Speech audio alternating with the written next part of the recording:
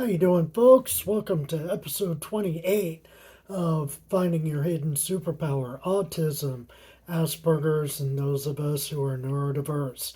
Today, I want to talk about a study done in the Journal of Autism called Autistic Peer-to-Peer Information Transfer as Highly Effective. So one of the problems that is brought up about autistic people is that they have a hard time communicating information. And so what they found in this study is that that's not necessarily the case, which is in previous episodes, I've talked about neurodiverse people. So there seems to be a mismatch determined between neurotypical people and neurodiverse people and how they communicate. So the people that are neurodiverse, aka autistic or Asperger's, when they talk to other and communicate to other people with the same kind of problems, they're able to communicate just as well as neurotypical people communicating to other neurotypicals.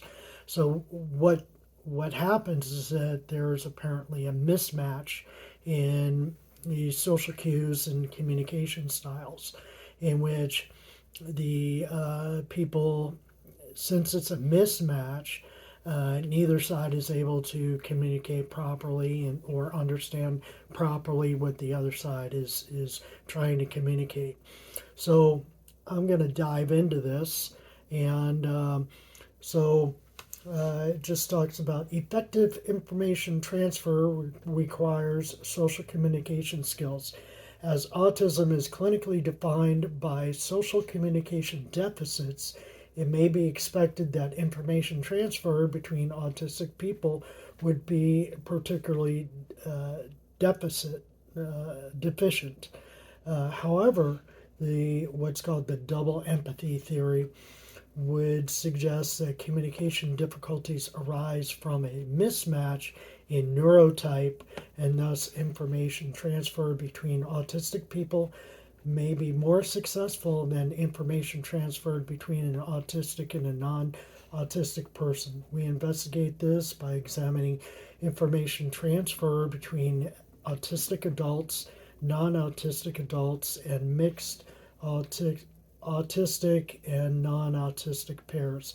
Initial participants were told a story which recounts to a second participant who recounts the story to a third participant, and so on and so forth. It's like the game of telephone, if you ever played that as a child, along with what's called a diffusion chain of 8 participants. So there's 8 participants in this game of telephone, and so they're trying to figure out how to communicate their message properly. We found a significantly steeper decline in detail retention in the mixed chains of autistic and non-autistic people communicating back and forth. While autistic chains did not significantly differ from non-autistic chains. So when autistic people were playing telephone with each other, versus the people that are neurotypical playing the game of telephone, basically the results were almost equal, basically within a margin of error. So what it's talking about is more of a mismatch in communication. These results challenge the diagnostic criteria that autistic people lack the skills to interact successfully. Rather, autistic people effectively share information with each other. Information transfer selectively degrades more quickly in mixed pairs in parallel with the reduction of rapport. So That's one of the problems that a lot of autistic people have is they're not able to create rapport with non-autistic people. So I want to just go more in depth and with this discussion.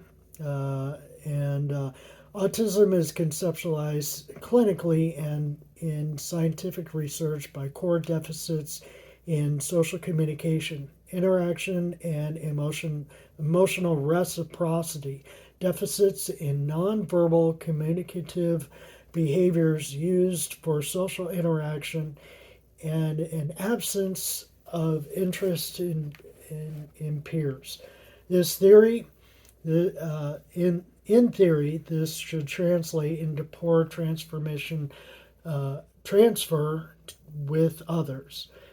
These results, however, are the first empirical evidence that suggests the difficulties in autistic communication are apparent only when interacting with non-autistic people and alleviated when interacting with autistic people. This is evidenced by our findings that autistic and non autistic people do not significantly differ in how accurately they recall information from peers of the same neurotype. So, people that are neurotypical can communicate fine with other people that are neurotypical. People that are autistic or neurodiverse can can communicate perfectly well with other autistic people, and so this occurs alongside significantly lower rapport within mixed groups. So that's the main problem is rapport. So when people are not having rapport, when they're not communicating in the styles that they're used to, there's going to be misunderstanding in the information and frustration. These results challenge traditional assumptions of autistic social impairment. The, the findings are inconsistent with the social cognitive deficit narrative of autism. We found a selective breakdown of information transfer and rapport occurred in mixed autistic and non-autistic interactions, indicating that the diagnostic status of the I can't even pronounce that word, plays a crucial role in both the quality and enjoyment and interaction for both autistic and non-autistic people. So the bottom line is that it's more of a communication mismatch, and instead of not necessarily being able to communicate, but just not being able to communicate in the same style as other people. So let's see. Uh, so evidence is of improved rapport between autistic people bolsters existing calls for more autistic peer-to-peer support. Subsequent research is required to delineate the differences in autistic and non-autistic interaction styles, which will offer practical ability to psychologists, psychiatrists, and health professionals.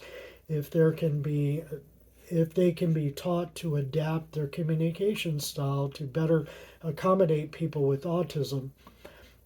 While replications are warranted, this radical findings challenges the way autism has been characterized for decades.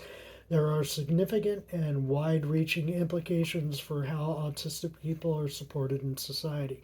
So this paper was written in the year 2000, so not that long ago, but 2020. So sorry. So just 2 years ago.